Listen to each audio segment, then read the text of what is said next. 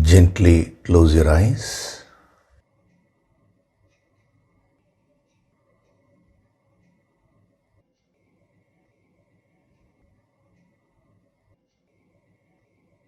Do deep breathing.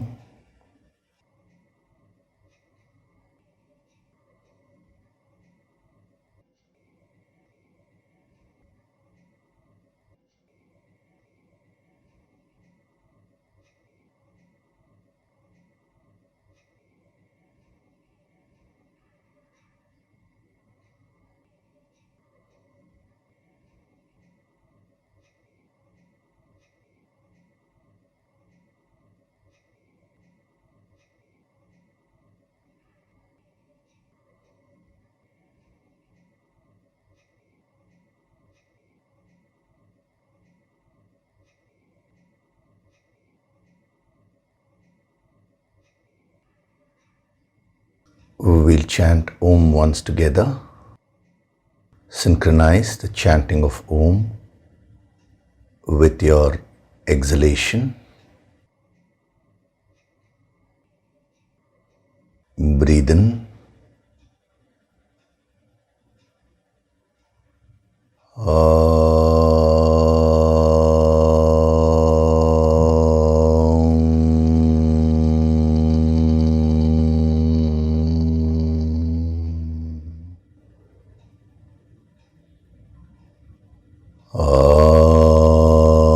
Sahana vavatu, sahanau bhunattu, sahaviryam karavavahai, tejasvinavaditamastu ma vidvishavahai. Om Shanti, Shanti, Shanti.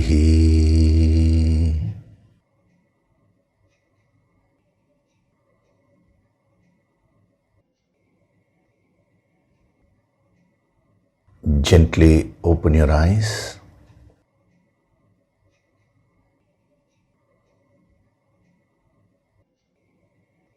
We'll chant from verses 6 to 10 of chapter 3.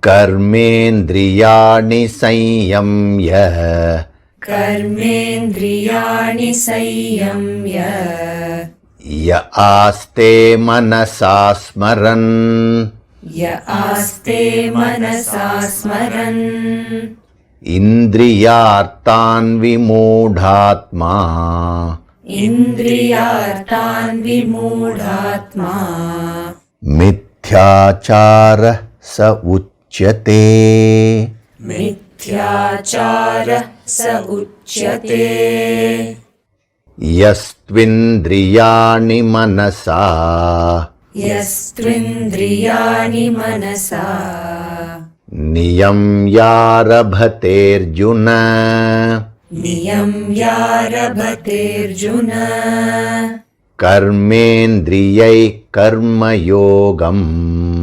Karmendriyai karma yogam, asakta savishishyate, asakta savishishyate, niyatam kuru karmatvam, niyatam kuru karmatvam, karmajyayo hyakarmanaha, karmajayo hyakarmanaha, sharirayatra pichate, sharirayatra pichate, na prasidhyeda karmanaha, na prasidhyeda karmanaha,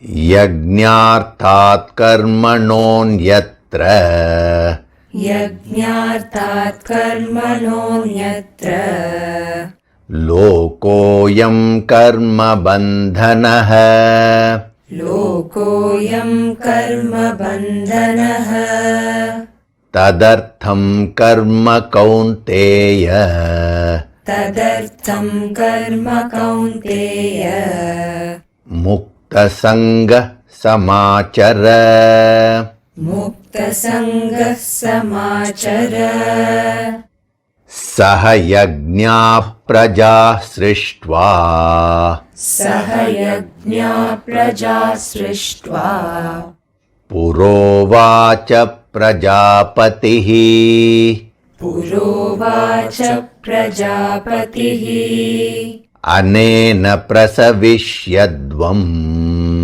अनेन प्रसविष्यद्वम् येषवोऽस्त्विष्टकामधुक् येषवोऽस्त्विष्टकामधुक्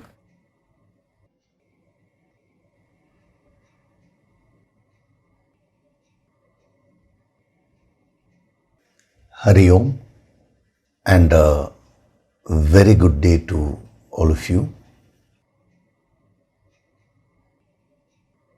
So in the last session, we were seeing a little about what this principle of yagya is. I am deliberately using the word principle because unfortunately today the principle or the principles, we can put it in plural also, the principles of spirituality has got lost and people are only sticking on to the rituals and tradition part. Now, I'm not saying the rituals, tradition are all wrong, but without backed with the right principles, without backed by the right principles, any practice which you undertake will not give you the desired result.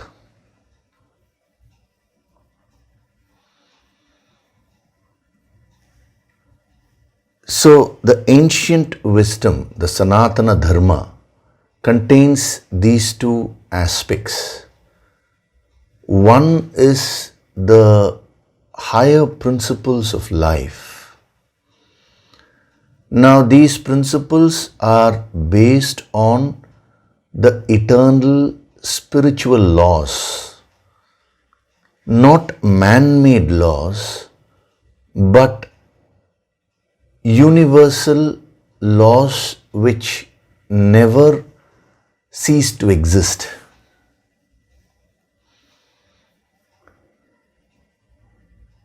Now, the entire world has been created based on these laws. So, what these great masters did was to discover these laws through intense meditation and getting attuned to the infinite. They were able to discover these laws and decode them. And then they formulated the various principles in line with these natural spiritual laws of life. And all those principles put together, they constitute the ancient eternal wisdom. Ancient wisdom doesn't mean the wisdom which belonged to the olden days and what. So then the next question will come, what is its relevance today? Ancient wisdom only means eternal wisdom. That which is applicable, which was applicable in the past, that which is applicable now, and that which will be applicable in the future also. So in other words, ancient wisdom or eternal wisdom means that which stands the test of time. Anything which stands the test of time has to be based on strong principles. The foundation has to be the higher principles of life. And from where are these principles being derived? These principles are being derived from the natural laws of life. So that is why it is said that Sanatana Dharma, which means eternal Dharma. Dharma means righteousness, principles, laws. The word Dharma has so many dimensions. So in our context, we are using the word wisdom to refer to all these things. So the Sanatana Dharma or the ancient wisdom does not change according to time. When we say that, we are referring to the principles, because the principles are based on the natural higher laws of life. But when it comes to the relative aspect of the Sanatana Dharma, which is nothing but the application of these principles in life, now that will keep on changing. It will keep changing according to the place. It will keep changing according to time. It will keep changing according to different individuals. The kind of work which each one is doing. So many factors have to be taken into consideration when it comes to application of this wisdom in one's life. So the various traditions are nothing but practices of this wisdom which suited that particular time.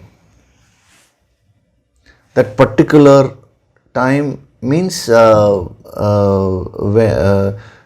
depending on what the trend was, how the lifestyle was, this wisdom was adapted.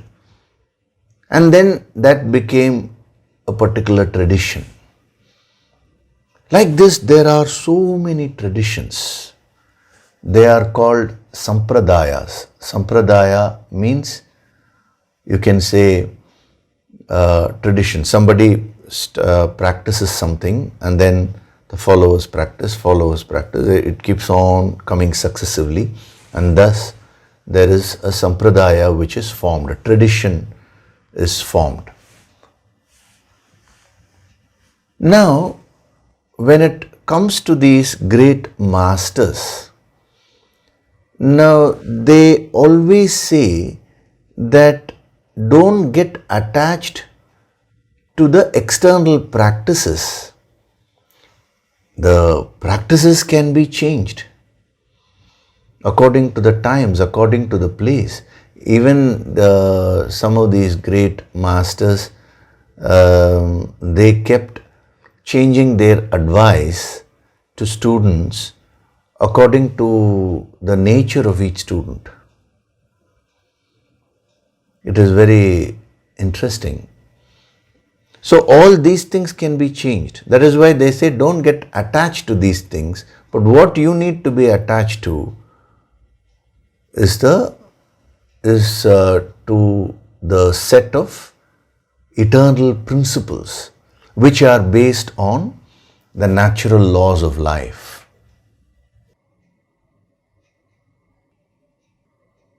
Now, without understanding the principles, if you just mechanically follow a particular tradition, now you will not really benefit from your practice. Rather, you will only develop an ego. See, you will find there are a lot of quarrels happening between different traditions. And those quarrels will be based on very trivial things. Like for example, let us say in one tradition, they say you should bow down to the altar, to the murti, that is a statue of God, the symbol of God, once. You should bow down only once. I'm only giving you an arbitrary example. Another tradition says you should bow down twice. Now, a person coming from the first tradition and the person coming from the second tradition, if they don't understand the principle behind bowing down, which is nothing but devotion and surrender, what will happen is they'll get into a quarrel. If the first person sees the second person bowing twice, he will say, why are you bowing twice? That's wrong. And the second person will say, no, you're only wrong. You have to bow twice. You're only bowing once. And that quarrel can become very heated. And they may lose all humanity. They may get possessed by anger and ego. And they will lose all the spiritual tejas. Any trivial practice can become a source of conflict if there is no deep understanding about that practice. So you see, most of these quarrels which take place, they are all based on these kinds of triviality, the practices. So one person practices these principles according to his convenience.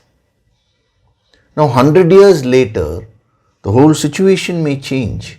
So what is important is the principle should be followed, but it has to be adapted according to that particular situation.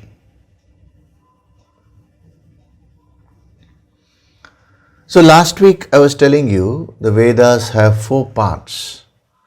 The mantras, the brahmanas, the aranyakas, Upanishads. Now, to make a simpler division, we can divide the Vedas into 2 parts. The karma kanda and jnana kanda. Kanda means part, okay? So, karma kanda means that portion of the Vedas which deals with rituals. Jnana kanda means that portion of the Vedas which deals with knowledge, the principles. As I told you, Vedaha only means knowledge, wisdom. The 4 Vedas which were given out were not authored by Vedavyasa. He only collected whatever knowledge was available and he codified them into 4 Vedas, the Rig Veda, the Yajur Veda, the Sama Veda and the Atharvana Veda. Because he found that when everything was put into one book, it was too voluminous. So he divided it into 4. Now, each of those Vedas itself, now we find that so voluminous. And he found that nobody will be able to master all the 4 so easily.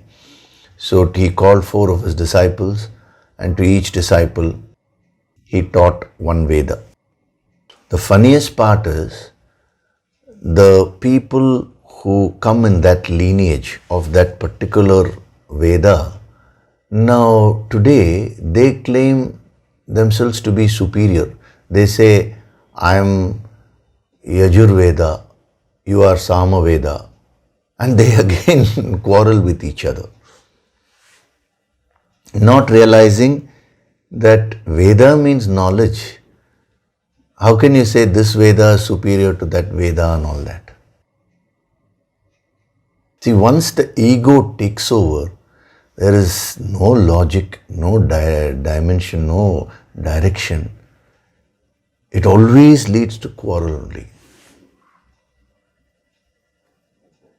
So the mind's tendency is to keep quarreling about anything.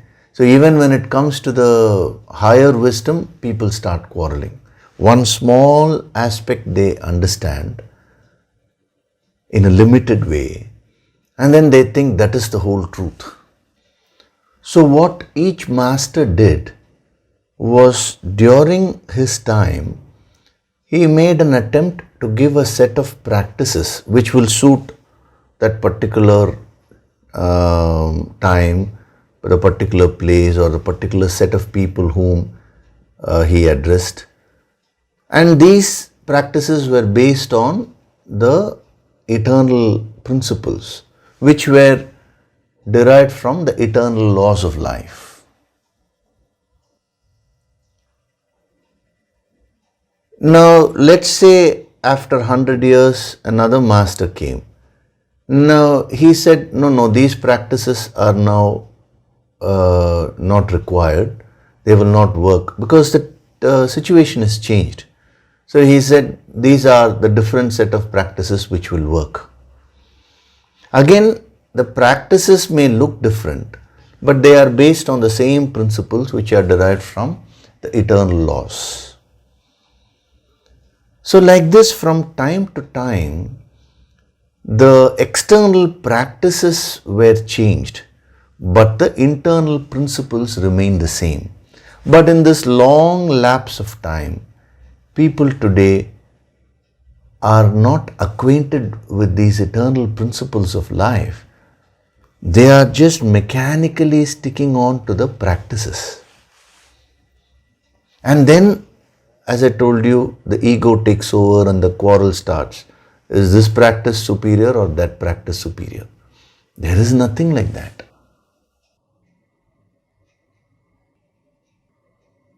So, Bhagavan Krishna,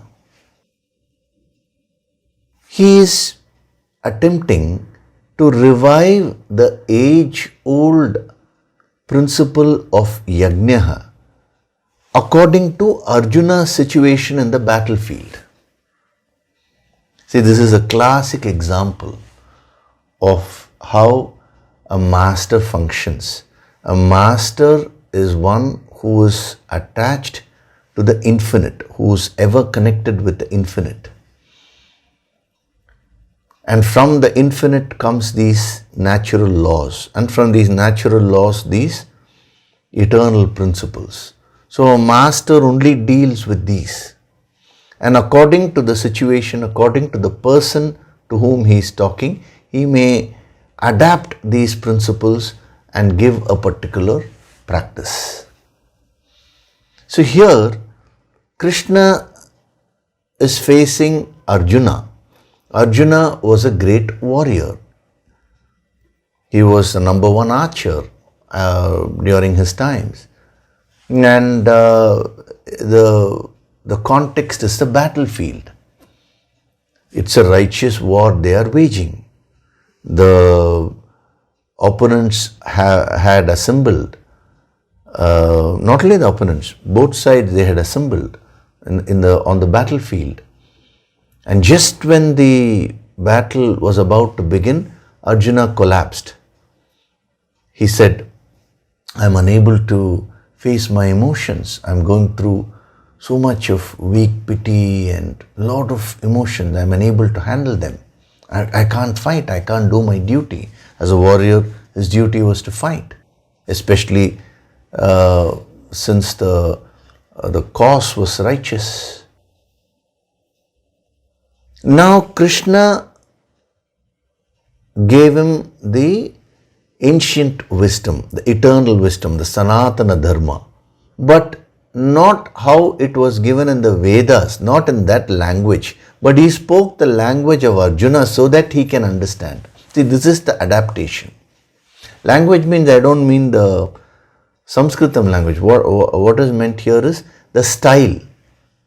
He adapted the same truths, the ancient truths, to suit Arjuna's style of living, Arjuna's style of thinking, Arjuna's way of functioning.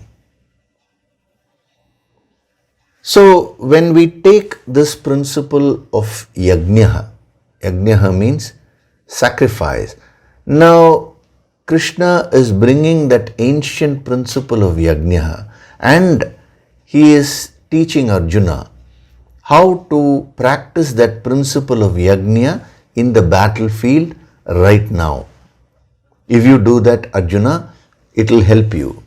It will help you to fulfill whatever you have to fulfill here, and it will also help you to evolve spiritually.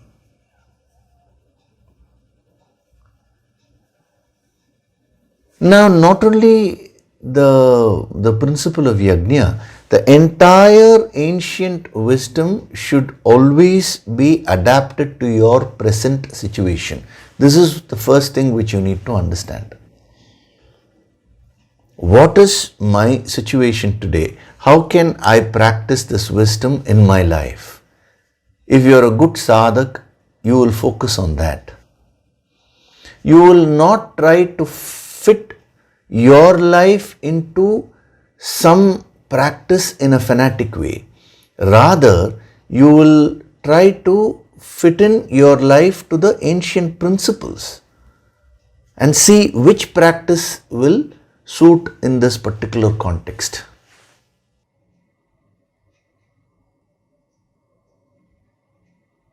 So the words, the phrase used is yagya karma.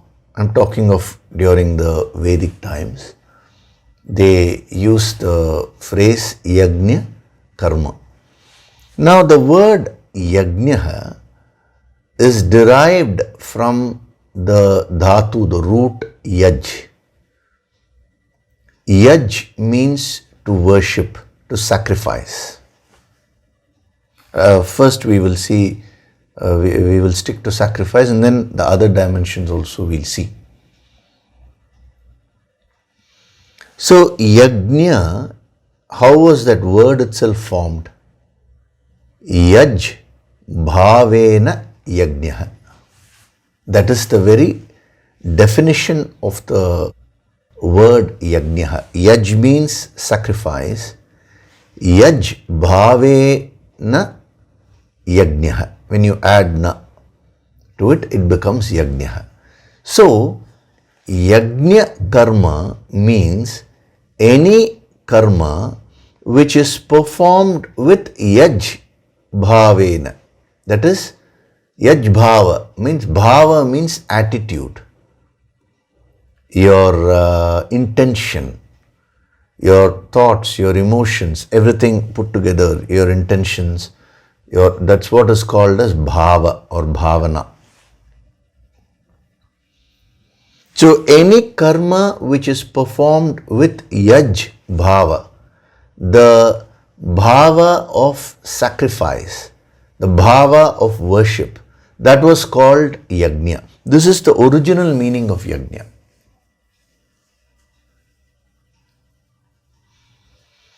Actually, even the word Yajurveda is derived from Yaj only, because in the Yajurveda they deal with a lot of these sacrificial rites and the procedural details and all that. That is why it is called Yajurveda. Each Veda specializes on something, And what is interesting is, in the good old days, when during the Vedic times, when yagya was performed, there were 4 sets of priests who used to perform the yagya. Now, who were the 4 sets of priests? One set were the ones who had mastered Rig Veda. The second set who had mastered the Yajurveda. Third set the Sama Veda, and the fourth set the Atharvana Veda. So they all sat together, and each one brought in certain mantras, certain the procedures. Everything was collaborated so well, and they performed, they acted with complete identification and cooperation. Why were they able to do that without any quarrel? Because their focus was on invoking the infinite. But when that gets lost, that is when this argument, whether this is superior or that is superior, all these things start. So yagnya means yaj bhavena yagnya. You should remember that first. Yagnya also means the sacrificial rite also, the ritual also. But that ritual itself is symbolic of the principle of yagnya, yaj bhava. So when Krishna is asking Arjuna to perform yagnya, he is obviously not asking him to now start a fire ritual there. Just seeing the context. The context is the battlefield. The opponents are also ready. Arjuna's side is also ready. There, would Krishna have suggested start a fire worship ritual there? Obviously no. Then what is Krishna trying to do? Because he is saying, you should do yagnya. In the next few verses, he will be glorifying yagnya. Different aspects he will be giving. And his strong advice to Arjuna is that you should do yagnya. So obviously he is not meaning merely the fire ritual, but he is reviving the ancient wisdom by applying it in Arjuna's context. And what is Arjuna's context? The battlefield. So the place of worship is the battlefield here, as far as Arjuna is concerned. Now, if you were to bring it into your context, see, what are we doing every Sunday? An attempt is being made to bring this ancient wisdom to your life in your context. So Arjuna was a warrior, therefore the battlefield becomes his Havan Kund, where he has to function in the spirit of yagnya. Now, if you are a family person, then your family is the Havan Kund, your home is your Havan Kund. There you need to function in a spirit of yagnya. You can go into more specifics. Supposing you are a cook, then the kitchen becomes your Havan Kund. That is where you have to practice the principle of yagnya. If you are a computer expert, then your office room becomes your Havan Kund, and you have to function there in the spirit of yagnya. Then you are doing yagnya karma. Now, when these great masters used the yagnya karma, this is what they meant. Any karma done in the spirit of yagnya, any action which is done in the spirit of yagnya was called yagnya karma. But unfortunately, as time went by, people started misunderstanding this. They understood the reverse of this. Instead of understanding it as any karma done in the spirit of yagnya, they understood yagnya karma as a separate type of activity, like the restricting it to the fire ritual. So that is why Krishna is not using the phrase yagnya karma here. Instead, he says yajnartat karmanah. Those actions which are performed for yagnya. Directly he uses the word yajnartat. Yajnartat means for the sake of yagnya. Because if he had merely said yagnya karma, he already knew that many people had started misunderstanding yagnya karma to mean separate type of activities. So chances are Arjuna also would have misunderstood. Therefore he says yajnartat karmanah. And it's not only there, in the second line also, in continuation, the first line is the world is bound by action other than actions done for the sake of yagnya. And then in the second line, he says, tadartam karma kaunteya, means perform action for the sake of that. Tad artam, tadartam. Tadartam means for the sake of that. That refers to yagnya of the previous line.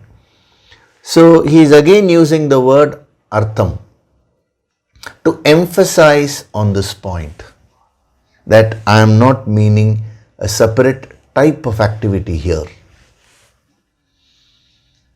But what is interesting is, today, in spite of Krishna taking so many precautions, he's trying to ensure that people don't misunderstand.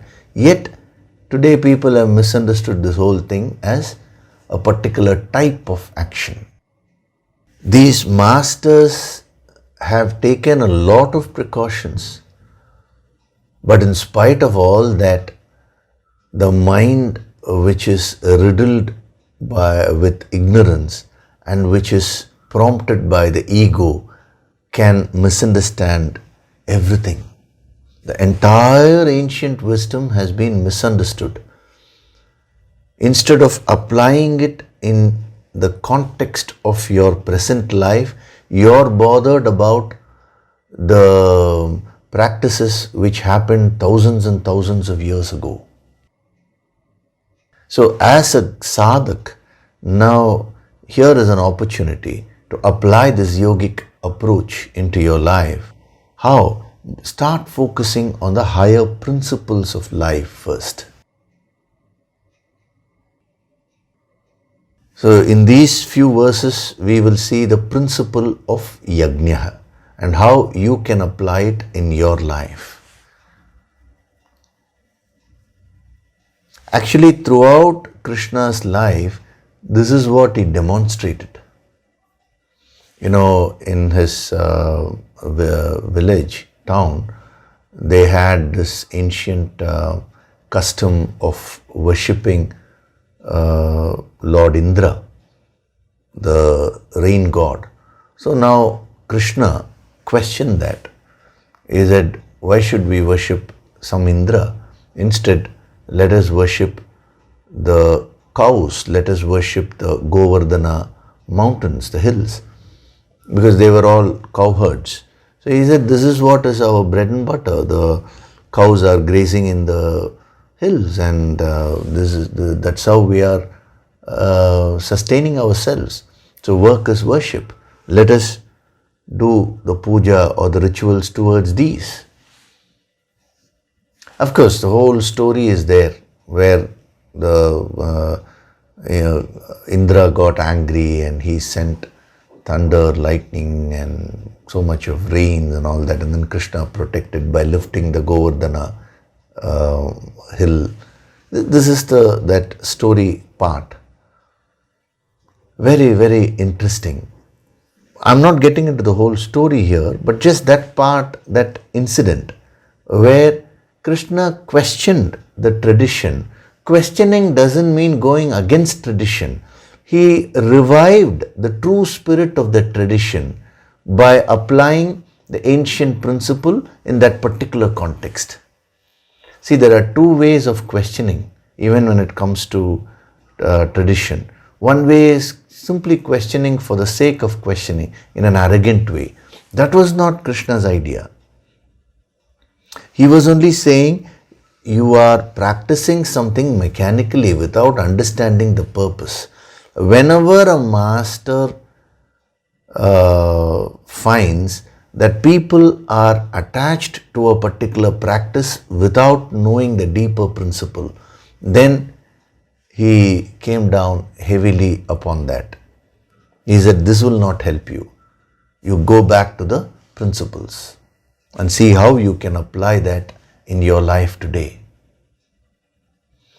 So even here, just because now Krishna is asking Arjuna to fight, asking him to fight is only symbolic of saying do your duty, because Arjuna was a warrior, his duty was to fight.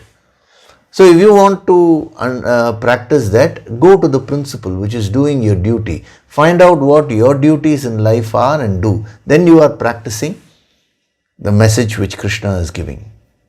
Similarly, Krishna says, do yagya. Yagnartat karmanaha. Beautiful explanation. So he has changed the phrase yagya karma to yagnartat karma, so that there is no misunderstanding.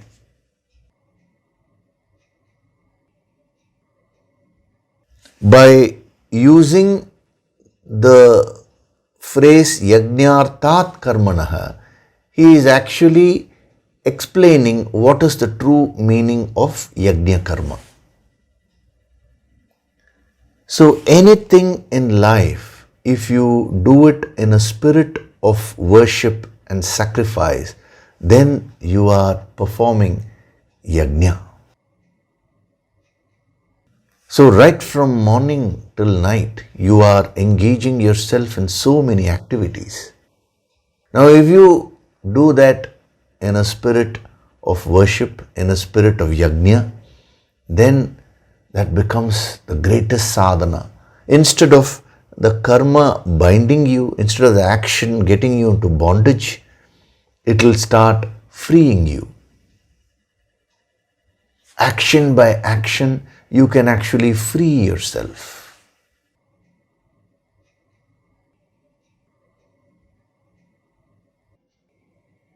So, yajnartat karmanaha, the world is bound by action other than yajnartat karmanaha, actions that are done for the sake of sacrifice.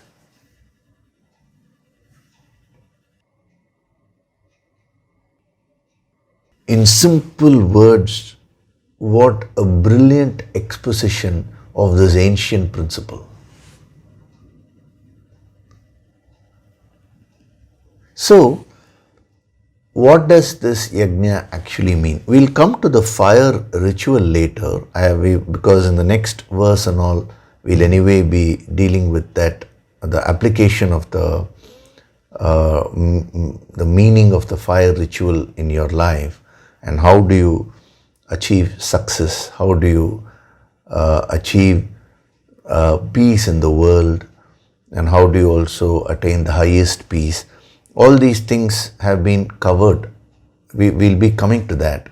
So as of now, first we will see a few dimensions of yajna. Now the first meaning of yajna means worship, an act of worship. I've already given sacrifice, so this is a second, but I'll be coming back to that sacrifice again, because what exactly it's sacrifice, all that we need to see. But before that, yajna means any act of worship, any pious activity, any action done with a lot of devotion, with a lot of spiritual bhavana, that is called yajna. So if you want to practice yajna in your life, what do you need to do? Start performing your actions with a spirit of devotion. Do whatever you're doing as a worship of that supreme infinite God principle.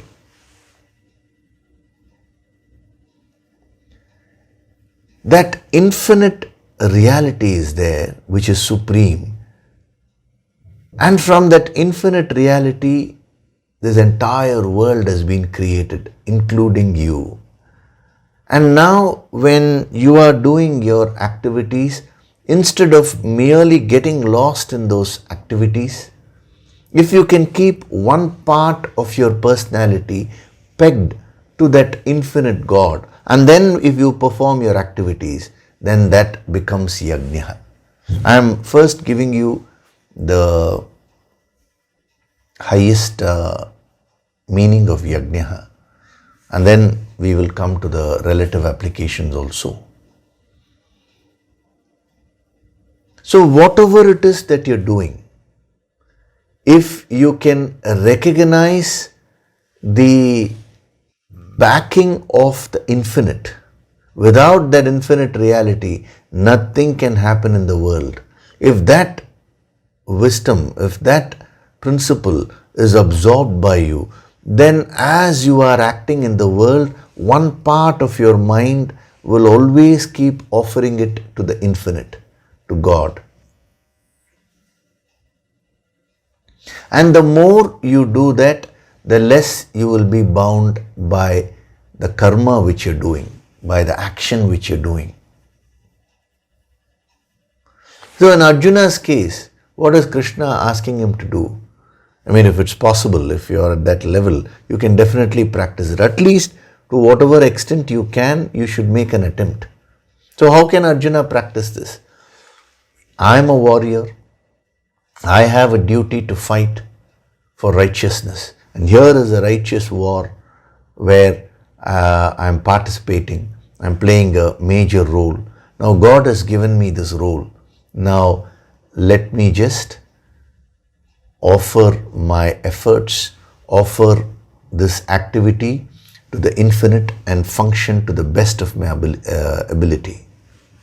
If Arjuna gets that attitude, then he is performing yagya. Then the battlefield is the kund. I told you, in the yagya fire ritual, there is this havan kund, the vessel or the place where the yagya is to be performed, the rite is to be performed. And then you bring what is called as ahuti.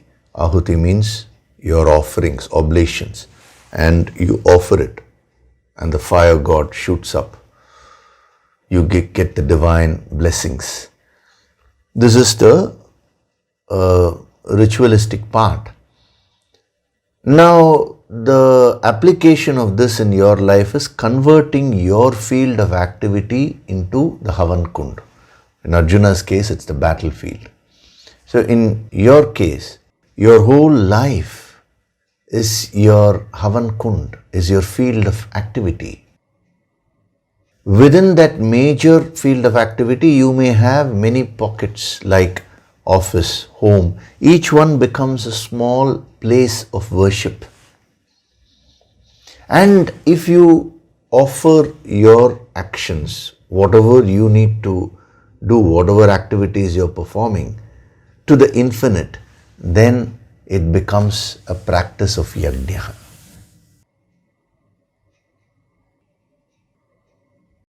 So this is the very powerful dimension of yagya, converting every activity into worship. So worship or prayer is not restricted to a particular time of a day. It is not restricted to any particular type of activity. But 24 hours you can practice this.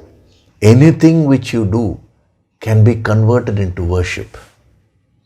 If you're eating food, that can become an act of worship, a yagya. Why? Because see, you're taking the food, that is the offering which you're making, and what is the fire? The fire is the hunger. What in Sanskritam they called it as jataragni. Jataragni means the hunger feeling which you get. It's agni, it's a fire. From where the modern doctors, they say hydrochloric acid. It's one and the same. Now, what is the Havan Kund here? It is your own body. The moment you recognize this and you do it with full bhavana, with full devotion, the act of eating becomes a great sadhana for you.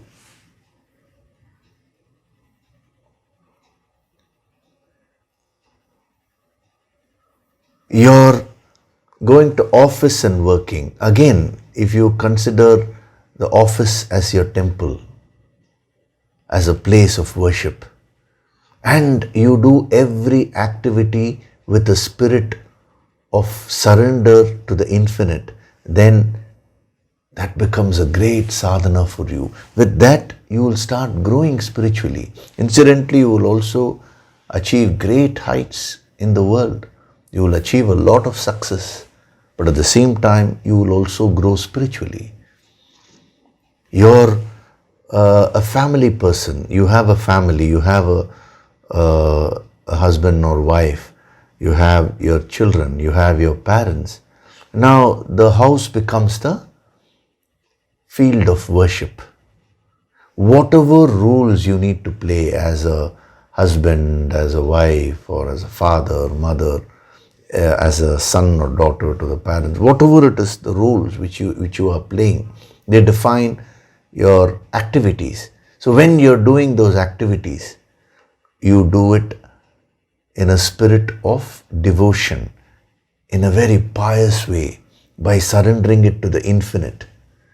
Then even as you are leading a family life, you can evolve spiritually and get connected with the infinite. This is a magnificent technique by which you can convert every activity into worship, into a sadhana. So when you look at it from this standpoint, there is nothing like worldly or spiritual. There is nothing like sensual or spiritual. Even the so-called most sensual act can be made into a worship if performed with the right bhavana. Even the so-called most worldly activity becomes a sadhana, becomes a spiritual activity when done with the right bhavana. That is why a great master, he said, it is not about what you do. What you do does not matter. What matters is how you do it. Very, very powerful words, Arjuna was under the impression that the fighting this battle is wrong. So Krishna is trying to tell him, no, Arjuna, it is not about what you're doing. This is your duty. You'll have to do that. But you can convert it into worship if you bring in the ancient principle of yagya and start practicing it. So the practice of yagya comes in building that bhavana, that attitude of worship in your life. So don't consider any activity as low. There is nothing like high and low.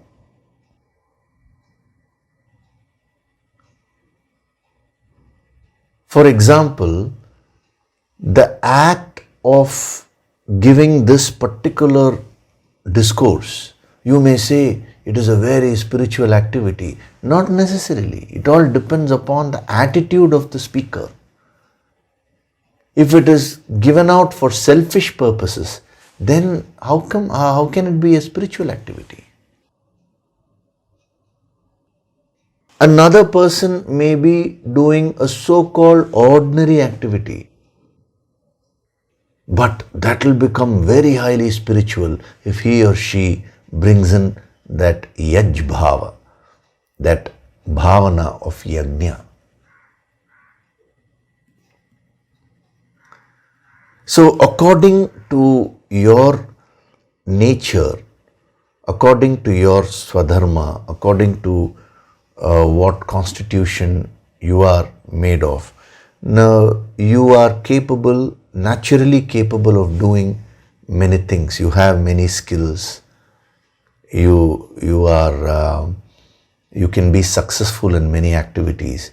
Now perform all those activities with utmost reverence. Any small thing which you do it with full bhavana, with the spirit of yagya. Don't do any activity in a mechanical way without that bhavana.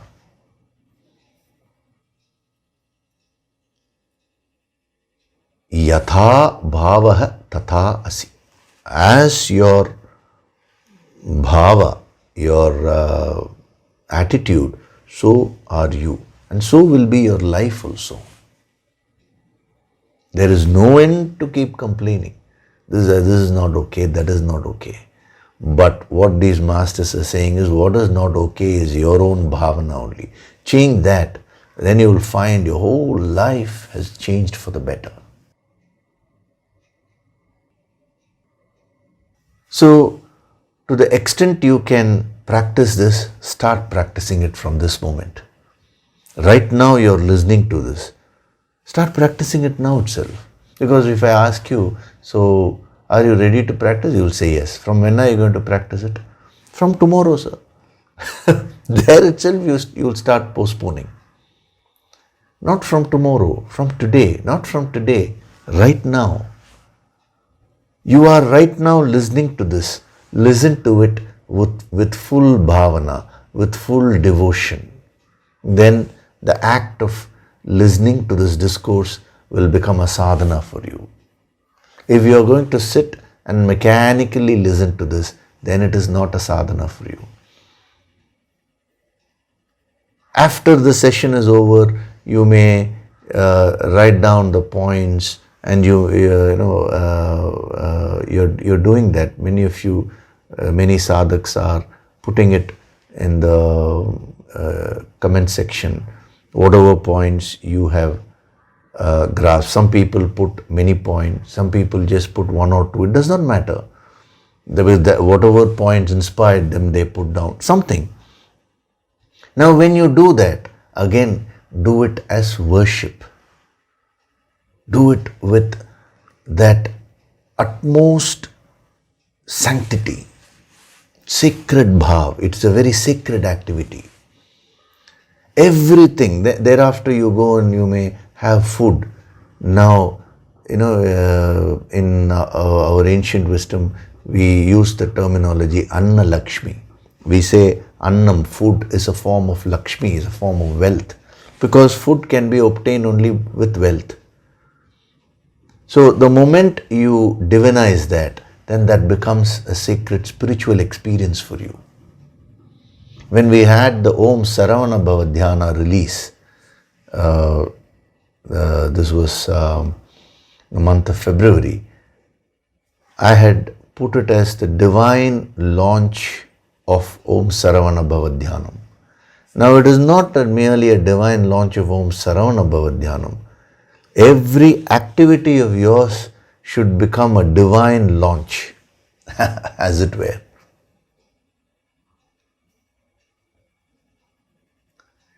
Then you will find that the quality of your life will completely change. Your whole life will become divine. Your thoughts will start becoming divine. Your emotions will start becoming divine. If you want to practice this ancient wisdom, don't look for a particular place. Don't look for special people and all that. Just look around. Your own spouse is there next to you. Your own children are there. Your family is there. Practice it there.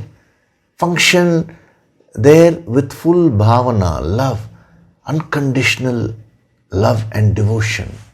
Take them as manifestations of that infinite God. And see how you can do your activities to the best of your ability. Then you are being a true sadhak. You are in this path of spirituality. If you want to shirk your duties, and then you say, I will go sit with my eyes closed, I will now connect to the infinite, it will never happen. Because all the karmas which have been stored from many, many births will all manifest and not allow you to focus. They will not allow you to meditate. So the Yoga Sankirtan Sadhana, which you've been asked to practice every day, it may take about an hour or so, that is to burn up those karmic blocks so that you can live a divine life.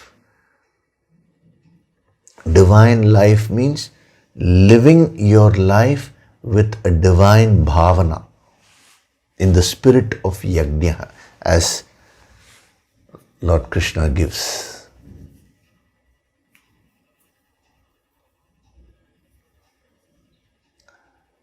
So yagya means an act of worship, a pious activity. Again, pious activity is not a separate type of activity, but it is related to bhava, yaj bhavena yagya. Now, when we talk of converting every action into worship, to understand this better, both from the absolute sense and from the relative sense, we will see two more dimensions of yagya. It will help you to practice this better. There is one dimension of yagya. Yagya means of Vishnu. And there is another dimension. Yagya means of Agni. Agni means of fire god. See, in our ancient culture, they worshipped everything as a manifestation of that one supreme God. If they saw fire, they said it is Agni, Agni Deva, the god of fire. If they saw the sun, they said Surya Deva. They saw the moon, they said it's Chandra Deva. So like this, everything was divinized. The ideas, all the experiences should become divine. That was the whole idea. So, the word yagnya, the principle of yagnya, has these two dimensions. One is pertaining to Vishnu and the other is pertaining to Agni. Now, both these can be understood only if you understand the previous dimension. That is, yagnya means an act of worship.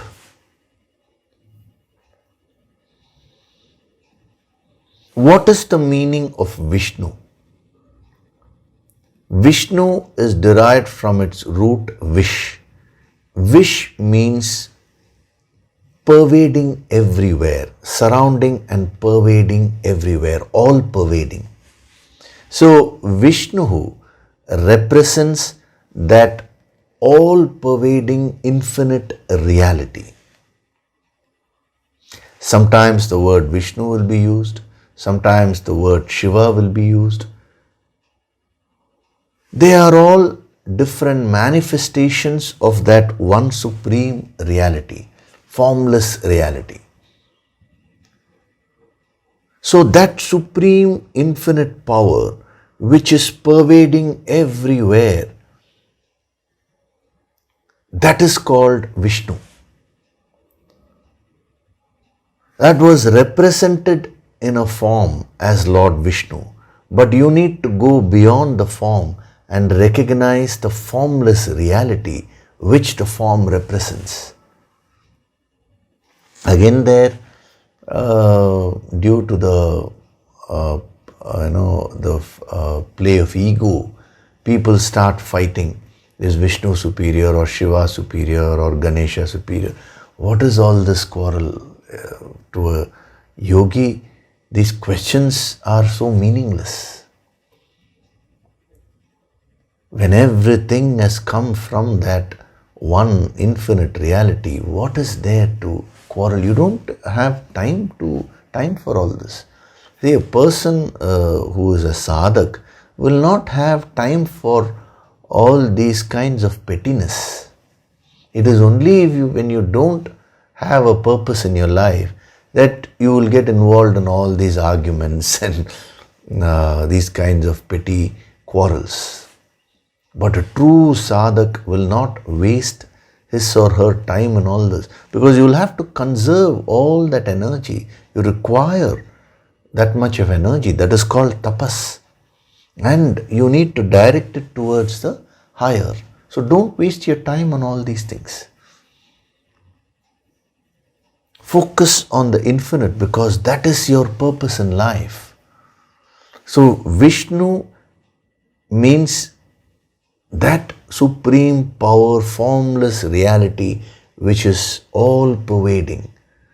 In the Isavasya Upanishad, he says that Isavasyam midagam sarvam yatkincha jagatyam jagat, means that supreme Isha. Isha means that supreme God. The entire Jagat, world, is pervaded by that supreme God. That is the meaning of Vishnu. True meaning I'm giving you.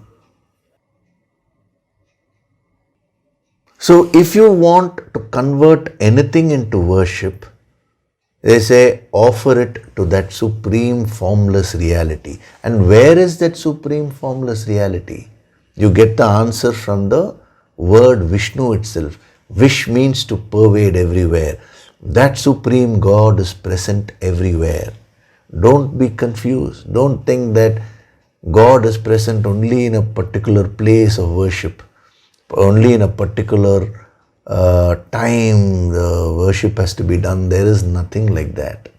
Once you get into this spirit, all times become auspicious times.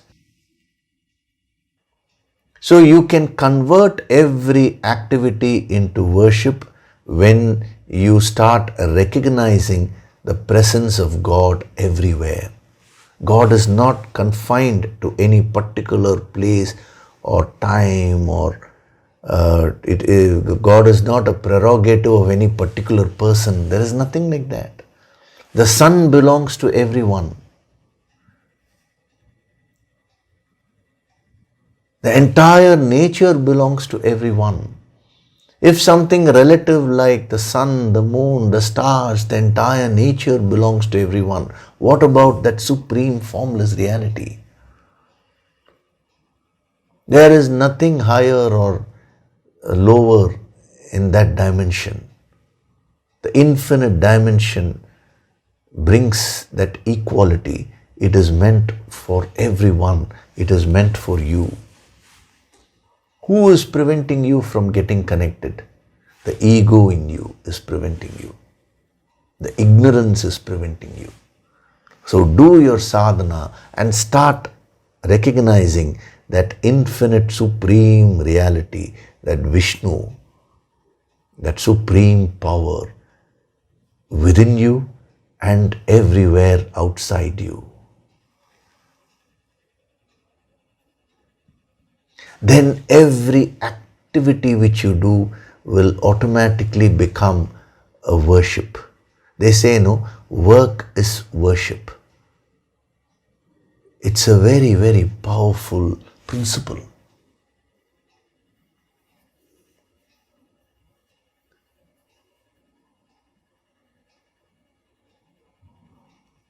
For many, many births, you have been clouded by this ignorance. Now the opportunity is being given to you. The yogic approach is being expounded to you. This is the best chance. Use this to get connected with the infinite. Nobody is preventing you. You're getting connected to so many things in life, but you miss that supreme reality. It is you and your equation with God. A guru comes into your life to help you to get connected to God. The connection which you make with the guru is a temporary connection so that he can help you to get connected to God. But no point even in getting attached to the form of the guru. Because the form will be there today and then that form will also disappear at some point of time. But the eternal truth will always remain. As the famous poem, called The Brook, in that he says, men may come and men may go, but I go on forever. Means that supreme infinite reality that is always there. Atma tu satatam prapta, says Adi Shankara. That Atman, that Brahman, that infinite reality is an ever-present reality. Right now, wherever you are, you just have to get connected to that. And if you can't get connected here, you cannot get connected to it in some special place. This is what sage Vasishta told Lord Rama. Lord Rama wanted to leave everything at the age of 16. He said, I'll go to the forest and meditate to get connected to God. It was a drama being enacted. Rama himself was an avatar, but he had taken the avatar of a human being. So as a student, he had to play that part. So to which Vasishtha told him, Rama, tell me one place where God is not there. Do you mean to say that God is specially there in the forest and that God is not there in this kingdom? That you wish to forsake this and go there? If you cannot recognize that God here, how can you recognize God just by changing the external environment? This is what Vasishtha told Rama. Famous dialogue between Vasishtha and Rama. It's recorded as Yoga Vasishtha. So it is by opening that inner eye, that spiritual eye, that you can experience God. Not by changing places, not by changing your circumstances, not by external practices, mere external practices.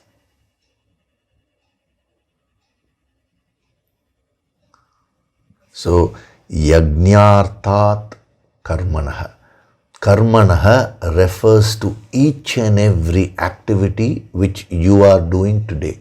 Forget about Arjuna, forget about what Rama did. All that was in the past. But as far as you are concerned, it is right now your life. You're performing many actions represented by karmanaha. Do all that in the spirit of yajna. We will pause there. In the next session, I had given you this dimension of Vishnu today. In the next session, a little more subtleties will be given about that, and then we will see the dimension called Agni, because that is the relative application. If you see, you will say, Sir, I am finding this very difficult.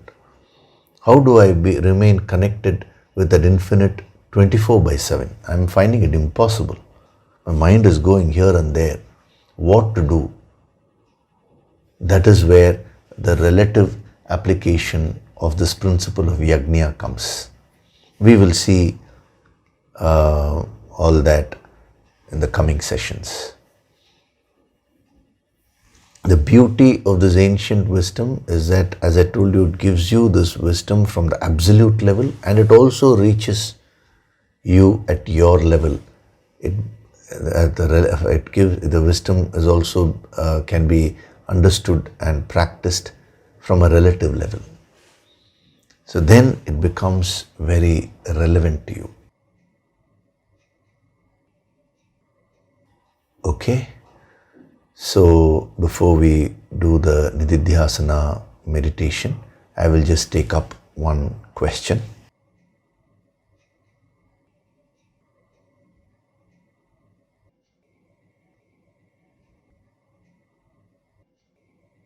This question has been asked by Nimish Gargji.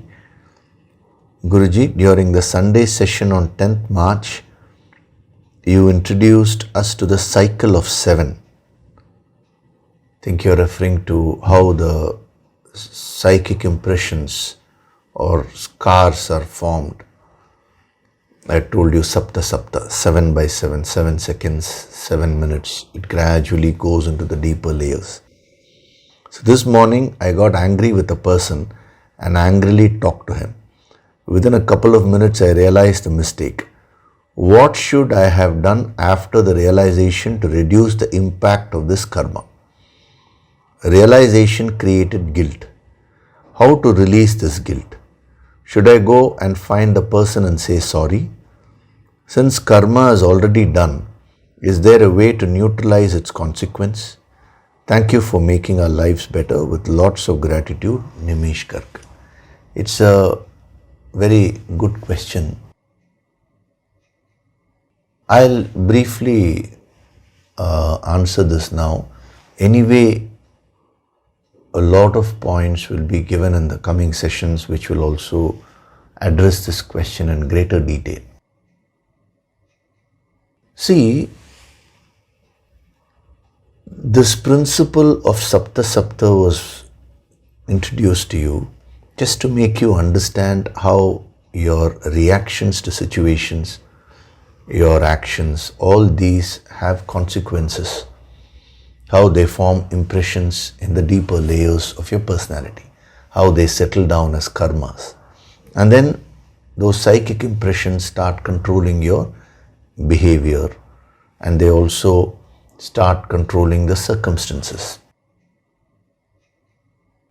Now, as far as you are concerned, the way to release these impressions is through sadhana. Every day when you do the Yoga Sankirtan sadhana and also the other empowerment meditations which have been periodically given during the empowerment courses, when you combine these and when you do it in that prescribed order, they will go on working at the karmic level, and one by one these karmas will be neutralized. This is the basic thing which you need to understand.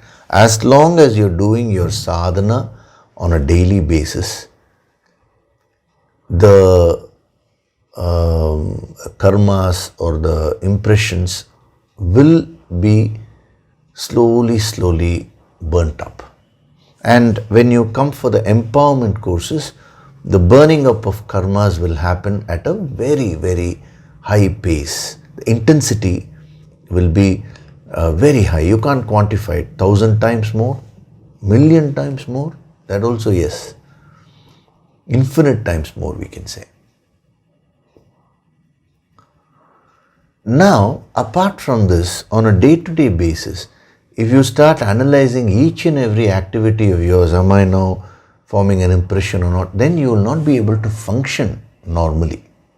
So what I would suggest is, for example, you will take the same incident which you have given.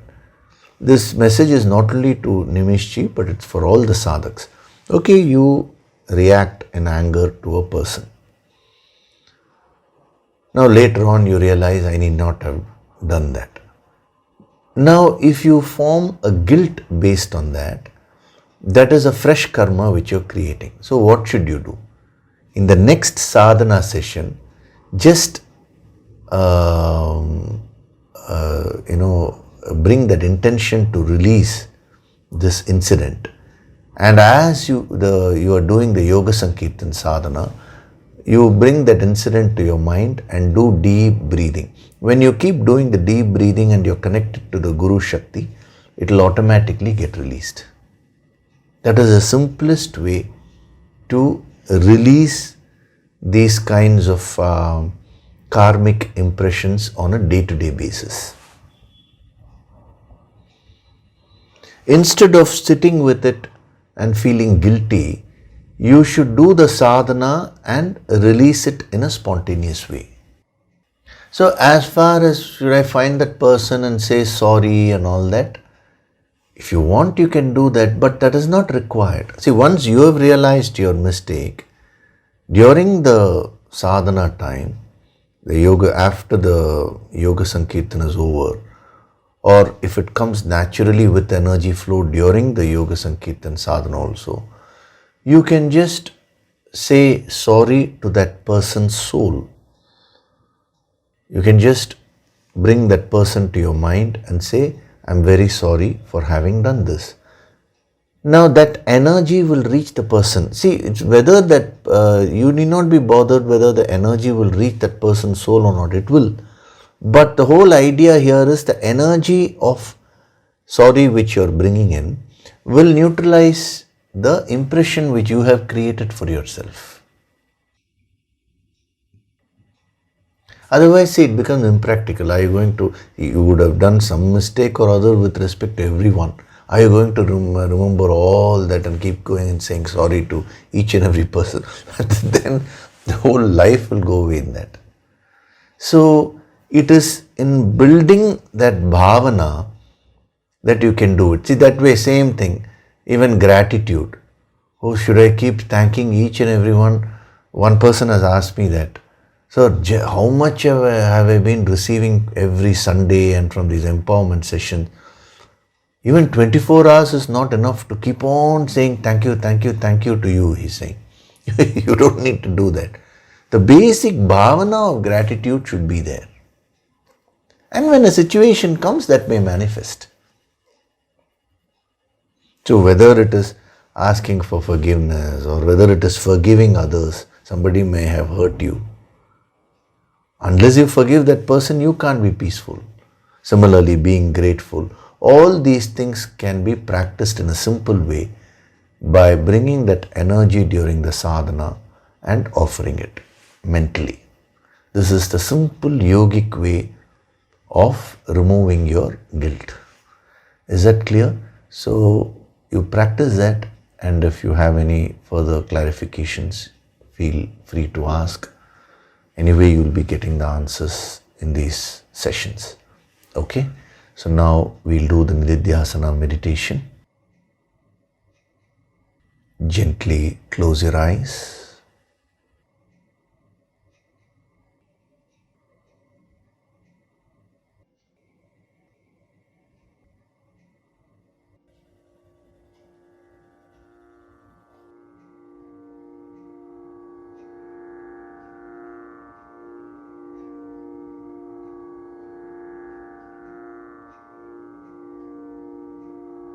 Do deep breathing.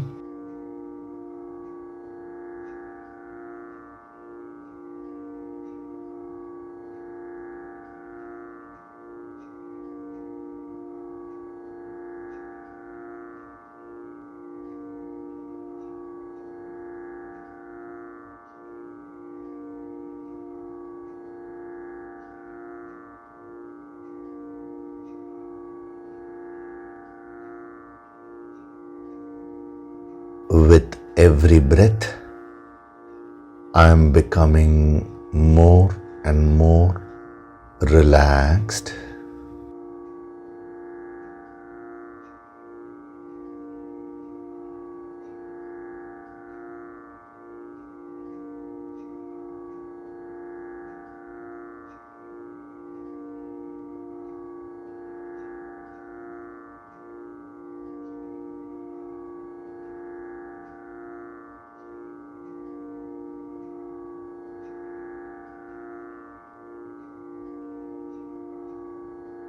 Feel the divine vibrations.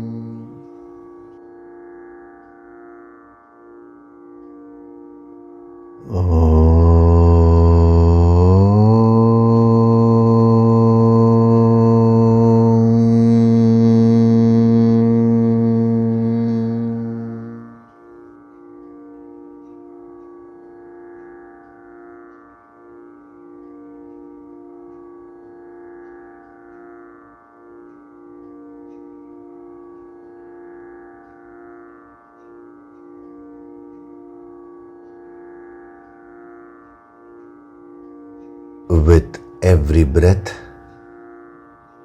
I am going deeper and deeper into myself.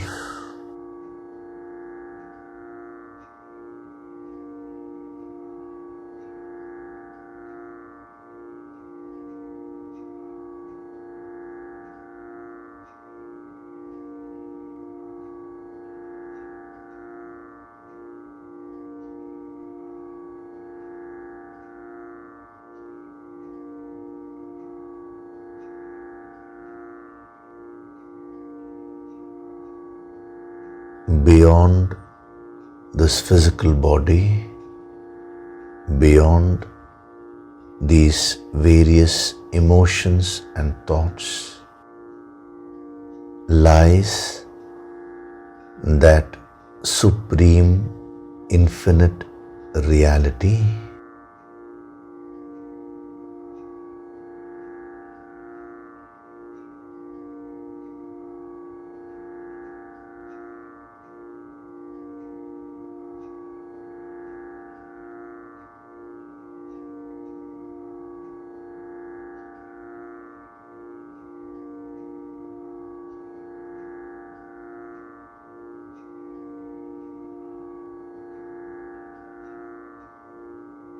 I bow down to that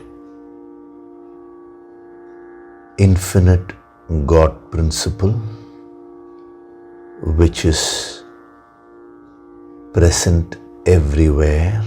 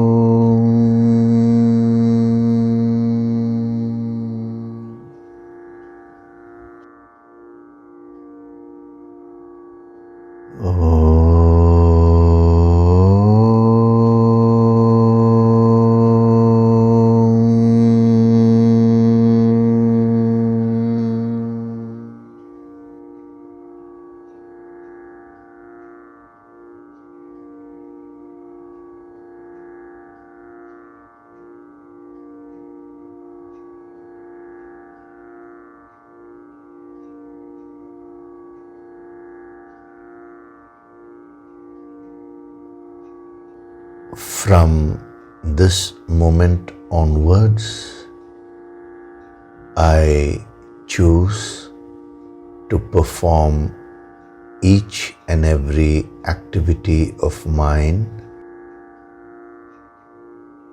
in a spirit of yagya, worship,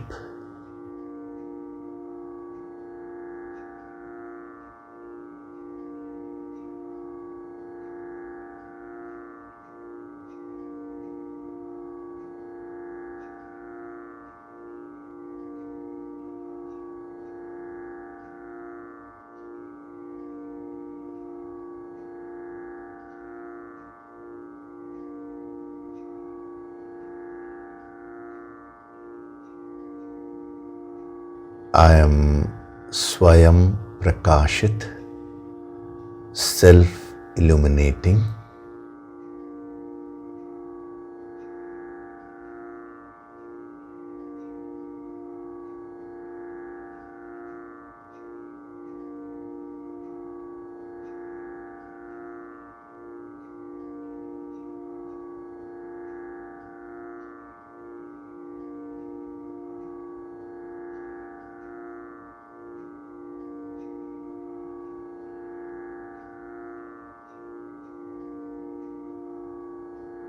Offer your gratitude to God Supreme.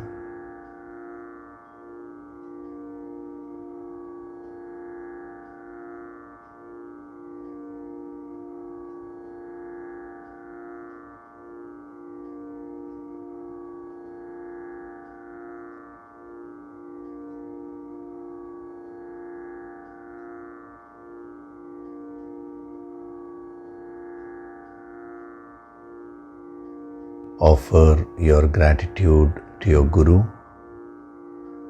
and all the holy masters.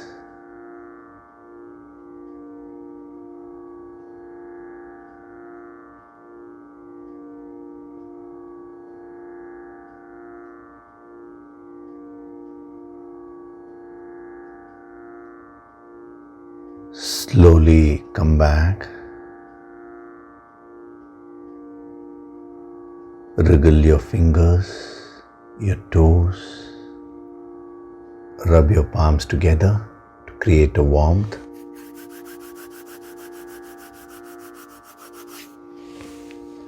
Cup your eyes with your palms.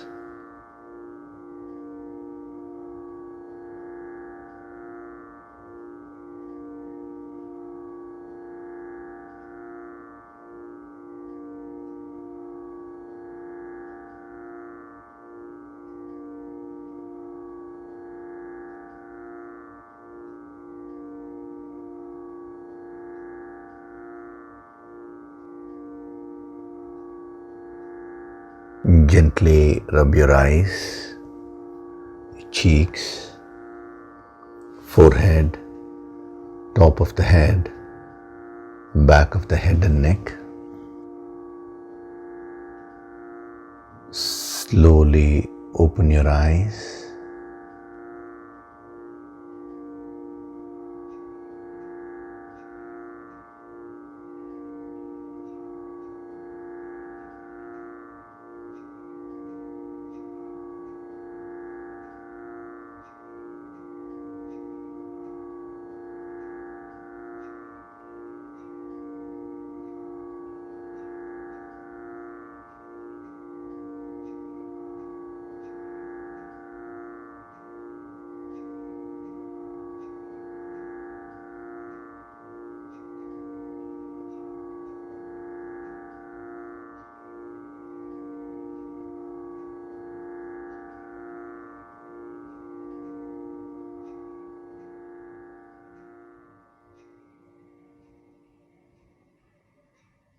Welcome back.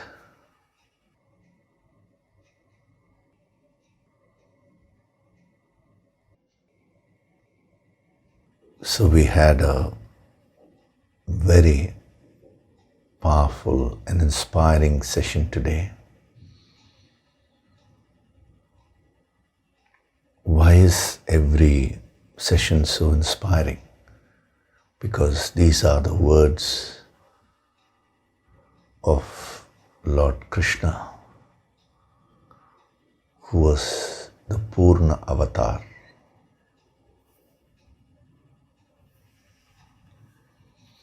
So when we go into the depth, that keeps on filling us with so much of inspiration.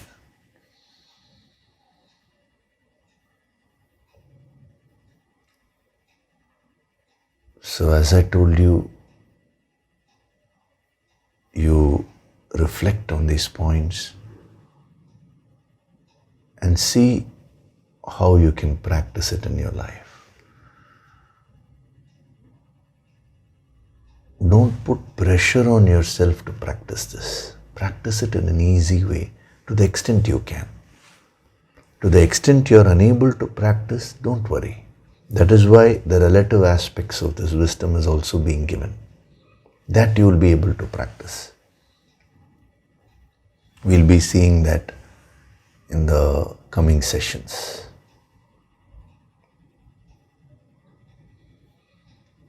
Okay? So, thank you very much. I'll see you in the next session. Hari Om.